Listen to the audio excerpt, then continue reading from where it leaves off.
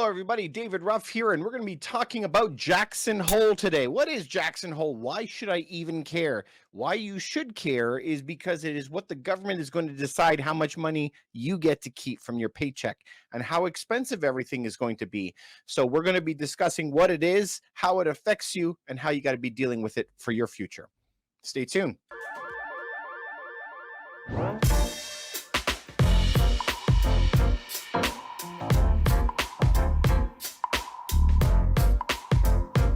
All right, ladies and gentlemen, we're going to be talking about Jackson Hole today. Now, this is when these elites and the federal chair, Jerome Powell, gets together and they're going to make this speech. Now, remember this.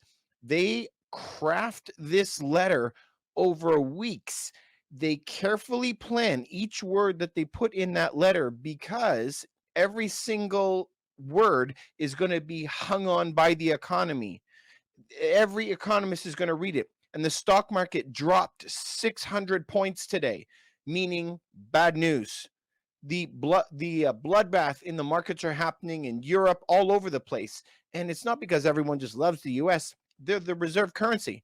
So what happens there affects everybody else. Now let's get into this meeting here, you guys. If we go and look over at YouTube, you can just Google this, the Jackson Hole Summit. Look for the chair's speech. It's a very short speech. Here I have the transcript on the right-hand side. It's only 9 minutes long. It's not that long, but I wrote down a couple points that we need to cover on it because I think it's very, very, very important for you. The very first point that I wanted to make is his one statement at the very beginning. He says that their focus is to bring down inflation to 2%.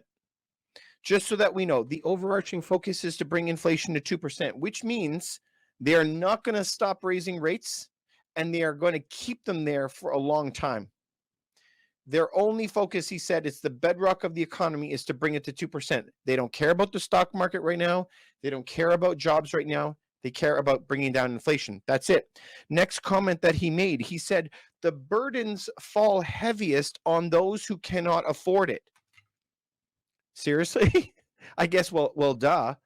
Because, of course, if you're a multimillionaire, you don't care that milk went to $4 or something like that, for sure. But if you don't have a lot of money, yeah, your salary is not going up, but there's more and more inflation. You can't afford your rent. You can't afford anything. So, yes. Who does it fall on? It falls on the people that cannot afford anymore. Absolutely. But he said, we will use our tools forcibly. What tools do they have? They only got one. Okay, they have one tool. They're going to either raise interest rates or lower it. So he is going to raise interest rates forcibly, a lot more. He actually even talked about that there is going to be at least one more oversized inflation rate hike. Now we're in Canada. So in Canada, we follow the US like over 90% of the time. When they do it, we do it. So even when it's not exactly, they may raise it 1% and we get 0.75% here, but we're still going in that direction. So very, very high percentage of chance that this is coming for Canada. How does that affect your homes? Every 1% that the interest rate raises, the homes drop 10%. So he said that there's going to be a sustained period of slow growth and suffering labor markets. I need you just to unpack that with me. A sustained period of slow growth, probably no growth, right? And suffering labor market. If the companies can't sell stuff, if they don't sell anything, their profits are going to come in low, which means they have to lay off people, which they can't afford their homes. This is what I always talk about, this negative doom loop. So he says that it will be bringing pain to households and businesses. But notice this, he says, these are the costs of stopping inflation. This is time for you to pay for the money that they printed in 2020 and 2021. Remember, they put all this money into the stock market, into everything else. It appeared in the stock market, it appeared in the housing market, and now they're going to take it all back. This is a carefully designed recession. This is not a run-of-the-mill recession. They're deliberately doing this to bring down inflation. And so that, to me, those comments that it will be bringing pain to homes, and it's not saying you have experienced pain yet.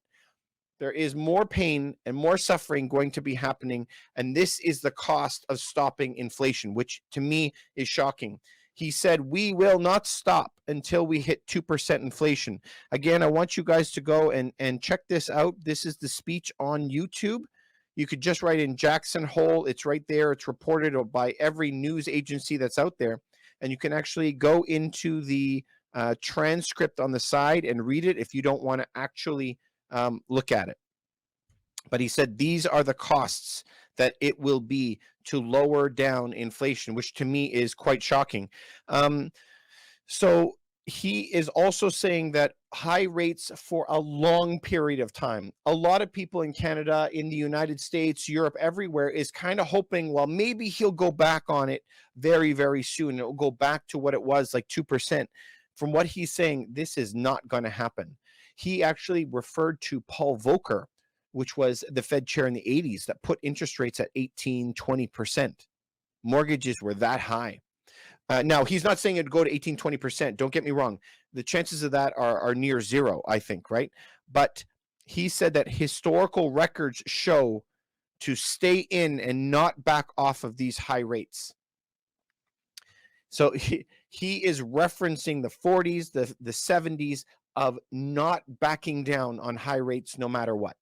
Now, you guys know from following me that I still think that there's a good chance that they will, but it has to be much worse than what it is today. So far, you have not seen businesses shut down, even though we know that 50% of businesses on surveys are saying that they will be laying off. We have not seen businesses shut down. We have not seen mass layoffs. We have not seen the effects of what's going to happen this winter when there is no gas to heat Europe. We have not seen the effects of low food yet. Like, the worst is more to come. So that's why I'm telling everybody, stock up your food, stock up your medications, canned goods, make sure that you're going to be okay. No matter what, either if there's massive shortages, you have it in your home. Okay, what's the worst case scenario? You buy it, you have it in your house, and now you're going to save on it because next year it's going to be more expensive. So make sure that you're stocking up on stuff. One thing I was very, very insulted by was he said that there's a global phenomenon of inflation. A global phenomenon of inflation. I'm shaking my head a little bit because I feel like I'm getting gaslit all the time, right? So if you slap a kid in the face, that was the example I used on my other video. If you slap a kid in the face and you're like, oh, your face is red. Oh, this phenomenon that your face is red, and here, and put a rag on his face. And you're going to, oh, this will cool it off. This phenomenon that just happened. They did it. They printed all of this money, right? So if you print all this money, this is what happens. Asset prices will go up and the interest rates go up, and it will yank it all back down. Like, they created the problem. What do you mean this is a phenomenon? Like, it's almost laughable, I think. He also was kind of churning it over to us by saying that inflation is a self-fulfilling prophecy, because if you and I believe that inflation is around, we're going to go buy more of it and stock up, like I'm just telling you that you should be doing, because the prices you have today are probably the cheapest prices you will ever see. But he says, oh, no, it's just because you believe it. That's why it's still around. It's in the psyche. And so we have to break the psyche of the population to not believe that inflation is around. Like, come on, man. Seriously?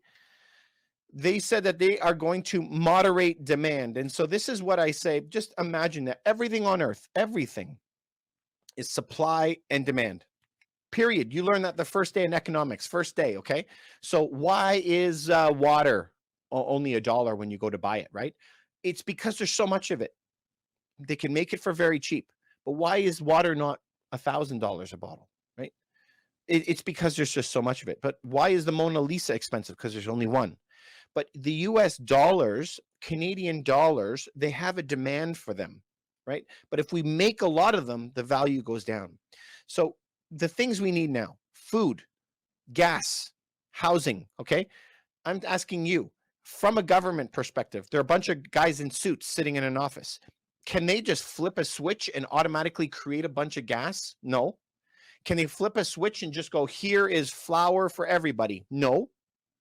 Can they do anything like that? No. What they can do, though, is they understand the other side, demand, right? There's so much demand for, you give me a thing, cereal. There's too much demand for it, and that's why the people keep raising the prices. So here is their idea. Let's make a box of cereal $200, and if we make it $200, nobody will buy it anymore. And there we go. The prices don't go up anymore. That is not how to fix it. There's basically two types of economics that are out there, and basically it breaks down to, one is the supply side, one is a demand side. To me, there is no sense to the demand side ever. How to fix inflation is create the stuff. Okay, so here is the thing. Think of this when it comes to food, for example, because there's hundreds of millions of people starving. If I go and make more food, right? I spend the money on more farm equipment and grow more food, I have more to give around and more people can eat. Make sense? The other way is, let's work on the demand side. So let's just mail checks to everybody. And then if enough people stand on the street with money in their hands screaming, we want food, well, enough of it will appear. And it doesn't matter how much money you hand out. It doesn't matter how much the desire is.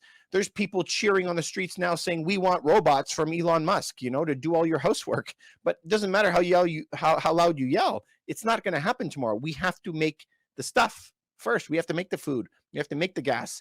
We need to work on the supply instead of just crushing demand and raising the prices on everything and then raising interest rates on everything. I'm shaking my head, you guys. Anyway, this is the thing. I am not surprised by one word that they said, not even one word. Nothing surprises me. We've been waiting for months for this one speech, okay? And the stock market has dropped 600 points since it came on. That's why I wanted to jump on. This is on the top of everyone's mind. If you're thinking about it, you're interested about this. But if you're not thinking about it, you should, because this is your family's welfare, your houses, your investments. It's very, very important. But remember this always, people want something for free. So they, by their own words and their own definition, is saying that we will crush demand. That is how they're going to fix everything. We're going to make everything so expensive that you cannot afford it. We're going to crush demand. So remember, think of this. When you were a kid and my dad said to me, you wait till you get home. Oh my God, it was like the worst thing he could have told me, because now I'm like stressing out like crazy. I was good the rest of the night now because I knew I was going to get some licks when I got home, right? So there's this threat of something happening. So they will try to exert more because their only job here is to push down demand and make you stop spending on stuff. So they're going to say whatever they can to get you to drop it down. Do you think the rates are going to go up to 10%? I doubt it. I doubt it. He did say that at the beginning of the year, we said the end of the year's Fed rate will be 2.5%. It's going to be higher than that. He said that extraordinary times may make us push it even past that. Okay, so what are they going to push it to? 3.5%, like they do in Canada? Even if they do, interest rates on mortgages will go to 7-8%. Okay, but remember, they owe trillions of dollars, and they now have to pay 8% interest on all of it. Okay, so you got to think about who owns the most debt, who has to pay the most interest. They don't want it very high either.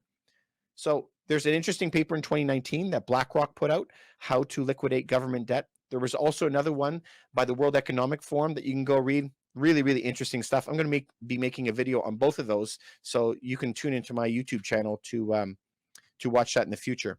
So they're going to continue to push down demand. What do I think is going to happen? I don't know. I don't have a crystal ball. If I take them at their word, though, there most likely is going to be a few more hikes this year. A lot's going to happen in the U.S. around the midterms, and we have a very action-packed fourth quarter that's going to happen, right? We have the bullwhip effect coming in. We're going to have a lot of food shortages happening. So once we see all that and they report all of the bad earnings around Christmas time, I could expect at the end of the first quarter and second quarter for them to start tapering back. We'll see. In either words, there is nothing economically that is pointing toward like the sun coming up and a savior coming. It looks like there's going to be rough times ahead, How long, we don't know. But let's hope that it's a short one. Historically, normally 18 months or something of bad news, of decline, and it may take a few years to recover back. So you really have to sit down as a family and be doing your financial planning right now. And we have to play defense, not to lose a lot of money, and be prepared to take advantage of massive sales on the other side. It's not going to happen quick. If we wanted to look back at the last recession, these two recessions are nothing alike. 2007-9, US, overabundance of homes everywhere, no one living in them. Today, there's a massive shortage. That was a debt bubble that kind of popped from subprime loans. This hasn't even started with the government debt loads. This is a carefully planned one. So completely different. Last time, though, it was 2 years down and 4 years up to get the peak to peak. So is it going to be that time? Not really. We don't want 6 years of just to make zero. So this is where you have to be very defensive. Anyway, guys, if this helps you at all, if you know one person that this helps, can you please send it to them? I would really appreciate it. Please remember to like, subscribe, and follow to this. Hit that notification bell. Really appreciate it. I'm always here for your health, wealth, and happiness. And if you have any questions or comments, I'd love to see it in the comments below. Have a great night.